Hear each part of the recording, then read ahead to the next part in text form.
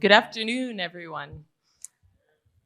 Today we're going to dive into the communication aspect of business, PR, marketing. What does it all mean? What's the difference? What are the do's and don'ts?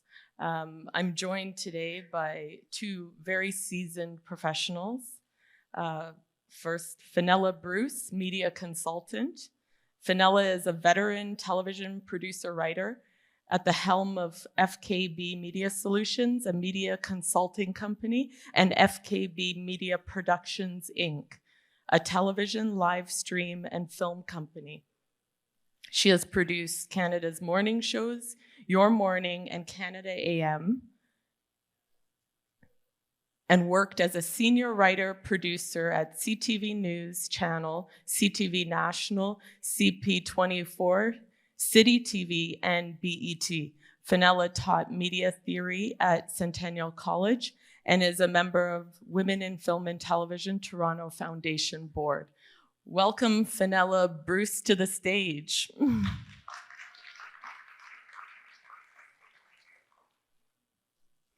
Our second panelist today, and this is going to be more of a conversation between us rather than a panel, is Ricardo McCrae, Marketing Director. Ricardo McCrae is a licensed financial broker that helps parents design their journey to becoming the first generation millionaires. Ricardo is also an award-winning entrepreneur with a digital creative agency for 15 years. He appears frequently on podcasts, media, and is a sought-after speaker. Thank you. He's often recognized for his TEDx talk, and as the founder of blackincanada.com, Ricardo studied fine arts and business at OCAD and U of Windsor. He loves spending his free time with his son and wife. Yeah. And our third panelist for today is Samantha Kemp-Jackson, media commentator, writer, and podcaster. A regular Canadian media personality, Sam has appeared on various outlets, including CBC Radio, CBC News, The Globe and Mail, CTV, and more. She also teaches public relations and corporate communications at Seneca College, as well as the University of Toronto School of Continuing Studies, where she teaches multimedia storytelling. On hiatus since COVID, Sam will return to her weekly segment on CTV News Channel. Welcome, Samantha Kemp-Jackson. Well, thank you. Thank you all for being here today and joining me for this discussion. To start things off, I know all of you come from various different aspects of communications and PR and marketing, and the terms are so broadly used that I think often people don't realize the depth that those departments go to get messages and reach an audience. So for today's purpose, we're just talking about audience as clients. So to start it off, what is the difference between communications, PRs, marketing? Want me to start? Yes. Okay, can you hear me? Yeah. Well, there's what we would call earned media versus paid media. So paid media is what we would consider conventional media, advertising, B-roll, web advertising, whereas communications and public relations is what we would call it is third-party credibility that we get from another source. So many people would say, if they were in the marketing or the communications realm, that earned media and being able to be supported by credible third parties is a lot more bang for your buck in terms of the money that you spend, the budget that you output, and the ROI. Thank you for that breakdown. Now, Ricardo, I'm going to jump over to you because I know you have a big financial background, and money is going to come into this conversation a lot because we want to know, how do you budget for this? What should we be carving out of our business, and what can we expect in terms of an ROI on what we spend? How do we know we're succeeding? How do we know we're succeeding? We're making more money. It's a good indicator. it comes down to the stage you are in your business and the amount of money that you have. So if you start up, you're bootstrapping, you've got no money, it's fantastic. We have a zero budget. We've got to go aggressive with relationships and being online, and you're going to have to do some work. It's not just going to come and fall on your lap. You're not going to end up on TV for the most part just because you're good. Being good isn't enough. You have to sort of like be out there, be engaged, respond to people, and push the thing that you're doing. Partnerships with other people is also a great way of leveraging and leapfrogging in, especially when the budget is super low. If you have a little bit more money, you put aside 5%, 10%, whatever the case is, and then you leverage that in a way that you can get a good return on that money, whether it's exposure or you can see new sales or dollars in the thing. But it's always individual. So you decide before you go into it what you're looking for before you come out. Mm-hmm. And I think that's an integral part that we should really talk about is determining what it is that you want. So, Fennella, when you're working with your clients, how do you break that down? How do you get to the want, the desire, and how do you give them what they need? Yeah. So I always ask after someone calls me and tells me everything they want, like, what is your media goal? You have to know what it is that you're trying to accomplish. I generally don't take people who say, I just want to be on TV, because that's not a media goal, right? So if you want to reach a certain demographic, you want to reach a certain market, a certain audience, I see, that people would probably be more interested in my product who watch morning television, or I'm trying to get a certain demographic that I think will, attend my event, right? So we figure out, who it is, who's your target audience, first of all, and then we can sit down and sort of create a plan from there. One of the things that I also always stress before I even start with someone is that you make sure that you have your assets in order, your website's in order, your social media is in order, you have a good origin story, right? You have a good bio, headshot, photos, video. If you don't have those things, don't start doing anything, because you're going to be asked, and when you're scrambling, you look very unprofessional. So that's sort of like where I start with people when they come and say, I want a media plan. Okay. And when you talk about TV, you talk about social, like having your website, having your social media together. You talked about people wanting to be on TV. What is the right step, to get people out there and get the awareness and get the audience? Understanding the audience and connecting that to where they are, how do you take those steps to discover that?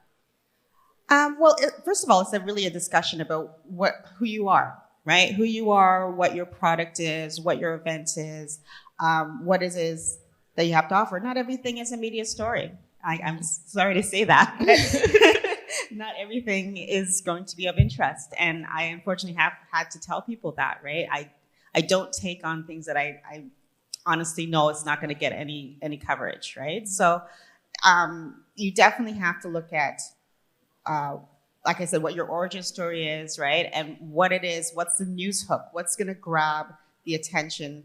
What are you interested in when you're watching television, or you're looking at a magazine, or you're reading a paper? What catches your attention, right? And try and sort of figure out what it is about you that would catch other people's attention and make it of interest. So you want to sort of start there and figure that out, because,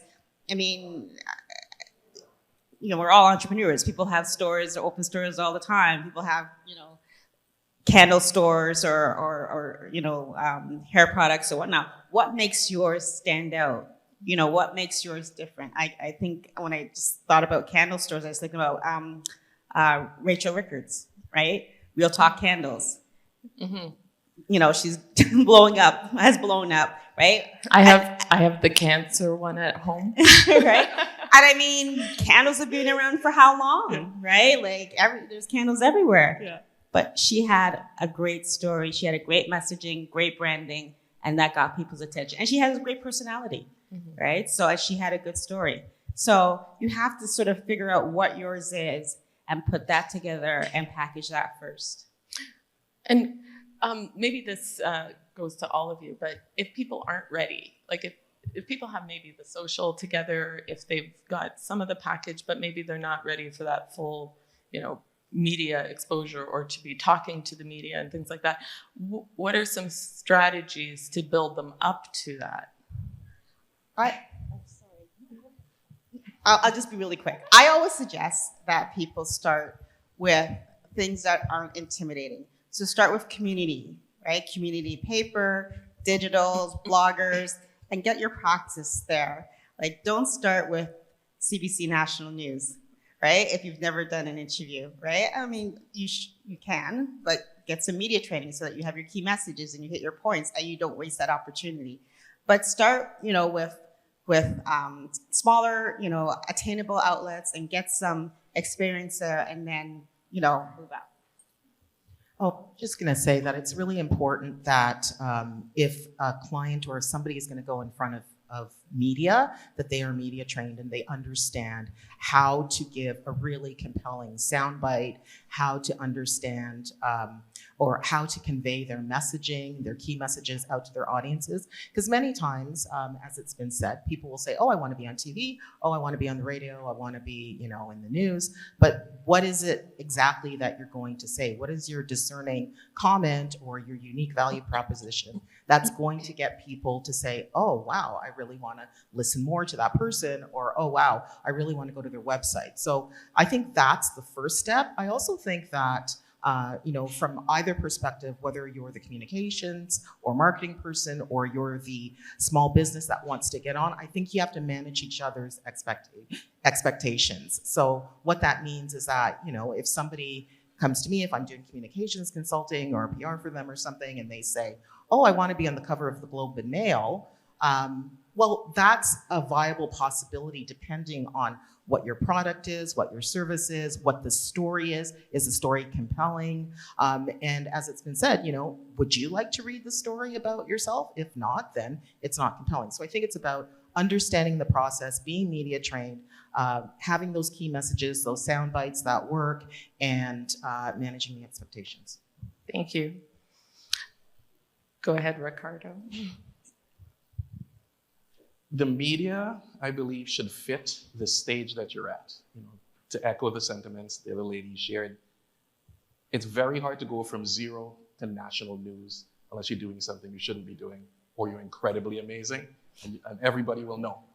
So it's those stages. If you're starting out, you're new, hit the local TV station, hit the local newspaper. There are hundreds of newspapers just in the GTA. You want to get to them and have them do a story. Write a story about yourself and send it into the newspaper. That's something I did in my very first business. Wrote a story on myself, sent it in. They loved it. These young kids, 18 years old, starting a business. They ran it in the Sunday paper, and my business blew up from that. And within 3 months, I had 16 employees, all from local media at the time. It didn't have to be something big, because sometimes when you go big, it can crush what you're doing because the demand is so great. Imagine you scale from selling 10, 20, 50, 100 cupcakes to 45,000. Like, how are you going to do that? Like, we don't have the facilities to make that much. So growing in stages and growing from one to the next is always important. I'd like to talk about social and the digital space as well, and how those two work together. So, Ricardo, can you talk a little bit about SEO and SEM and what that even means and where you should be spending your time in the digital world? If you don't know what those things mean, you should go straight to Fiverr and pay somebody to do them. Do not try to figure it out. It's a whole world unto itself. Search engine optimization, SEO. Basically the keywords, the photos, the way you build your website, how it gets found on Google, all these different things play a factor in ranking on the internet. Search engine management, so which search engine am I showing up in? It's a rabbit hole. Just pay someone $5 who has some results on Fiverr and have them do it for you, and spend your time doing what you're doing. That is my best recommendation for anyone going into that. Often people don't want to, spend the money because they don't see a return right away. How long does it typically take to build a good PR strategy or marketing strategy where you see the results? Depending on the result that you want. So it's, do you want to be known? Do you want to be recognized? When people are starting out, what I would normally tell them is, we have to get something other than, the cash register ringing as a marker, or am I famous yet, or did I make it to the newspaper, or am I on Oprah? Because you might use a different metric. Like, did a complete stranger say, hey, I recognized you from TV? That's a return on your investment. Of like, you're being recognized, your brand is out there, your product or service or music or whatever it is you're doing is reaching people. So you have to start listening to different things to determine if it's working, rather than, did you buy my whatever it is that you're selling? And those can be just as powerful in the long run in your business. I was going to actually come back to the social media question very quickly, because I went into social media kicking and screaming, and because I just didn't want to do it. And I do agree with Ricardo in that for me, it's just money well spent. It's better to have someone else do it who probably enjoys it more than me and can do it a lot faster than me and understands all of the different algorithms and how to engage and all those sort of things than me spending my time doing that. Right, so I think that it's unfortunately or fortunately, social media, there's pros and cons to it, and it's inexpensive. It's a great way to market yourself and to brand yourself and for people to find you easily. And so I highly recommend people to figure out which platform. You don't have to do 6 different platforms. Figure out where your audience is, pick that platform, and work that platform. And you will see results. I have personally. I'm on Instagram at FKB Media, and I'm on LinkedIn. And I definitely have gotten a lot of clients based on that, based on the things that I post, and being strategic about the things that I'm posting. One last plug, I have a social media marketing workshop on Tuesday. It's a live stream. Go to my website, fkbmedia.com. It's my social media manager, Danae Redder, and myself. And we'll give you some easy tips on how to make social media work for your business. So check that out Tuesday at 7 p.m. Wonderful, thank you. Could I add one more pro tip that I personally used for years, and it really set us apart in terms of engaging with media? On your website, create a page called PR or media or something like this. It's not published, it's not public, but it's a private page. Your website /PR. And on that page, you're going to put a high resolution headshot, several of them, not just one, full body, have 3 to 5 good shots that you'd be happy to see published somewhere. You put your biography, you put your logo, high resolution. You put all the assets on that page. If you have songs, put them there so people can download it. If you have artwork, put the high resolution artwork. Put it all on that one page. And whenever you're engaging with media, I can't tell you how well this works. I've done it for over 10 years, and it's every single time they see it, they're impressed. They said, hey, can we get a headshot for you? Sure. Go to my website, blah, blah, blah, blah, blah, /media/PR. And every single time without fail, they go, oh my God, you made my life so easy. This is amazing. And what happens? You instantly set yourself apart, and you instantly are remembered. And the next time they want to do something, they will call you first. I got on TV twice doing that. Just because they just went, this is so good, fantastic, we'll have you on again. We're like, 100% without me paying anything, just because I was ready long before the opportunity showed up. And that piece is gold. Take it and go. I just wanted to add to what Ricardo said. It's basically what you need to do is you have to make it really easy for media. You have to write the whole story. You have to envision what it looks like. And that starts with whatever your key message is, your value proposition. Then you put together a very compelling pitch. So you have to learn how to write a really good headline, a really good subject line, and an email that engages the reader immediately. It's like a good press release. If you don't have them within the headline and the subhead and maybe the date line and the first line, then you've lost them completely. So you have to have that content that's really compelling right at the outset. As Ricardo said, you have to be prepared and have all of the assets available. You almost have to write the story for them. I've done that before. Just said to a journalist, okay, look, here's the angle, here's the audience, here's what the key message is, here's how it ties in to current events and current affairs. That's really important. So if you're, for example, I don't know, a health product company, and we're in the midst of COVID right now, right? So how are you going to tie that in to what is, how are you going to tie in what is happening in the broader world to your product and service? So if you put all those pieces together, in addition to making all of the assets available, you've got a pretty surefire way of getting some media attention.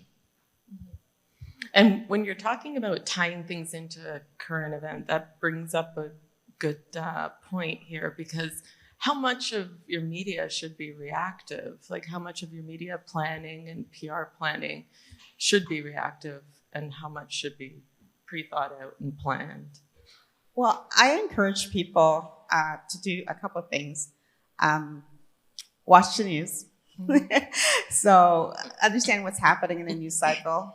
Don't pitch when, Russia is bombing Ukraine, because nobody will read your pitch. So pay attention to what's happening and know when is a good time to send your pitch.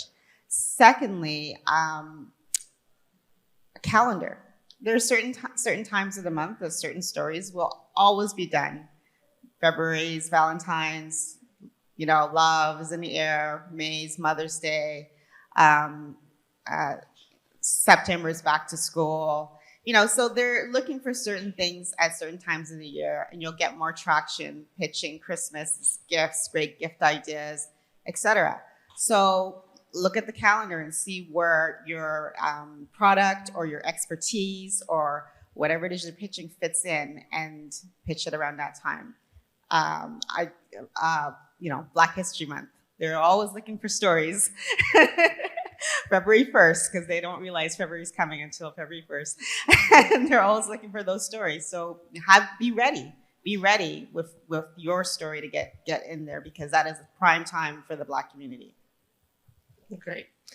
Could I add one more piece to that real fast? It's look at your product, service, offering, whatever the thing is you're doing, and map it out for 12 months. And as Fennella is saying, in January, what is the world looking at? If it's December, it's going to be Christmas and the holidays. So how do you tie your story into that? What's happening in January? It might be a dead month back this. How do I spin this so it's the starting of the new year and you can get a different diet, whatever your thing is. Then you go February, Black History Month. Great, I'm a Black entrepreneur. So you have 12 different angles on your business and your story. So you're ready to go anytime, anywhere, all the time. Someone calls you, you can get things done. Many times in the media, you have hours to get everything in, not days or weeks. Oh, let me get the headshot to you. They're on to the next one. They're calling you at 12 o'clock and you're going on to 6 o'clock news. And if your stuff isn't ready, they will move to the next person or the story gets cut. So you have to be ready long before you even think you're going to be ready. So the biggest takeaway is no procrastinating. You got to be prepared. Media doesn't stop. It's a continual beast that just churns through information, and they want it fast. They want all the answers. They don't want to have to search because they're working at such a high, fast pace.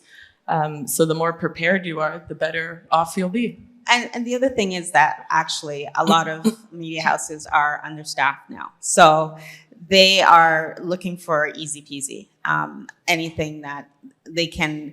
I've written press releases, particularly for community papers, and they run it as is, right? Because they're well written, but they also don't have the staff to rewrite it, right? So you want to make sure, as Samantha says, that you make it as easy as possible for them.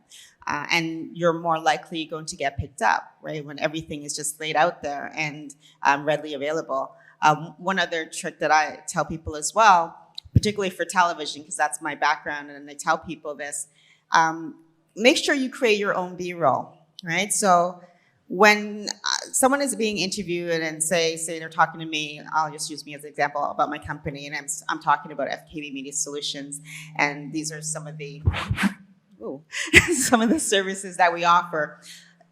Think about when you're watching a news story, it doesn't stay just on the person who's talking. They'll roll some video underneath, which is called B-roll. So what I would do is then I would shoot some video of my office, of my staff working, making sure that there's some branding on the wall or nicely on the desk, on the back of the laptop, so that anytime you're looking, you're seeing my logo, you're seeing my colors, and I'm secretly getting my stuff in there, right? A form of free advertising.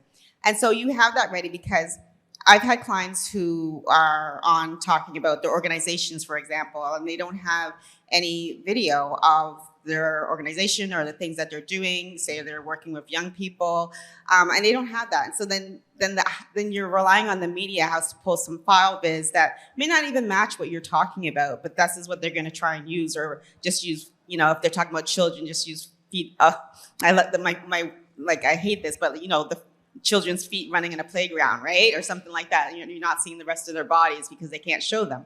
So you want to make sure that you're providing the B-roll, you're controlling the message and the visual that's out there about your brand or your product. Speaking of visuals and branding, everybody just one last time, say the name of your company, because this is for Black businesses. Fantastic. You can reach me on all social platforms at Ricardo McCrae. Just Google it, I come up. Mm-hmm. FKB Media? Yes, so FKB Media Solutions, or FKB Media for short. FKB, that's my initials, that's where that comes from.